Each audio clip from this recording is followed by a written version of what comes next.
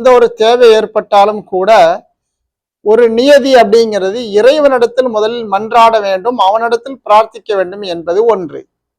இரண்டாவது, சரியான அணுகுமுறையை நாம் கையாள வேண்டும். அல்லாஹ் குர்ஆன்ல சொல்லுவான்,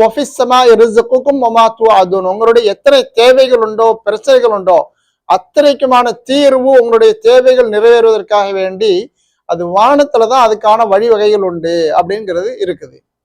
எனவே அல்லாஹ் சொல்லுவான் இன்னொரு இடத்துல, உதுஊனி அஸ்தஜிப் லக்கும், எந்த தேவையா இருந்தாலும் உங்களுக்கு எந்த ஒரு பிரச்சனையா இருந்தாலும் என்கிட்ட கேளுங்க, நான் உங்களுக்கு அதுக்கு வழிவகை செய்யறேன் என்பதாக குர்ஆனுடைய வசனம். சரியான வழிமுறையை கையாள வேண்டும். ஒரு உடல் ஆரோக்கியம் குறைவா, அது சிகிச்சை செய்யணும்.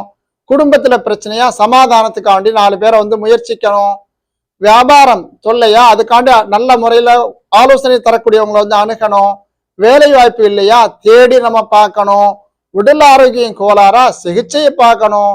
இந்த மாதிரி நாம தேவைகளை அடையிறதுக்காண்டி சரியான வழிமுறைகளை கையாளணுங்கிறது ஒரு முக்கியமான ஒன்று. ஆனா நாம இந்த ரெண்டையுமே தவற விட்டுறோம்.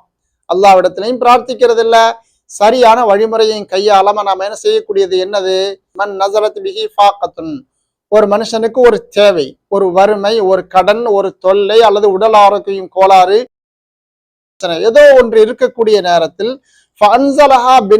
அதனை மக்களிடத்தில் சொல்லிக்கூடிய, எனக்கு கடன் தொல்லை, எனக்கு உடல் ஆரோக்கியத்தை கோளாறு, வேலை இல்லை என்பதாக சும்மா புலம்பிக் கொண்டு திரிஞ்சால் லம் துசத்த ஃபாகத்துஹு, அவனுடைய தேவைகள் நிறைவேற்றப்படவே செய்யாது. பிரச்சனையாவே தான் தலையை பிச்சுக்கிட்டு இருக்கும்.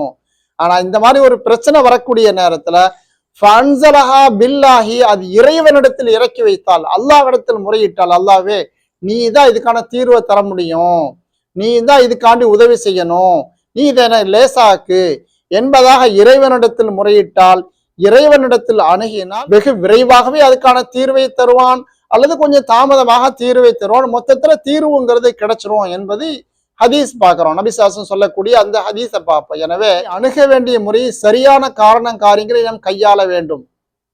எக்காரணம் வைத்தாலும் மக்களிடத்தில் புலம்பக்கூடிய நேரத்தில் ஒண்ணு நம்மளுடைய தேவைகளுக்கு தீர்வு எட்டவே முடியாது என்பது ஹதீஸ். ரெண்டாவது, நம்மை பற்றி நன்மதிப்பு வச்சுட்டு இருப்பாங்க மக்கள், நம்மளை பத்தி நல்ல ஒரு மதிப்புல வச்சிருப்பாங்க.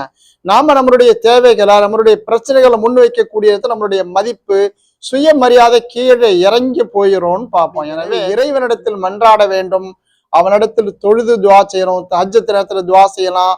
சரியான வழிவகைகளை நாம் கையாள வேண்டுமே தவிர வெறுமென சொல்லிக் கொண்டு திரிந்தால், மக்களிடத்தில் புலம்பிக் கொண்டு திரிந்தால் இதுக்கான தீர்வை எட்டவே முடியாது என்பது உறுதி. எனவே அல்லாஹ் சோதனை இல்லாத, கஷ்டமில்லாத வாழ்க்கையை தருவானாக.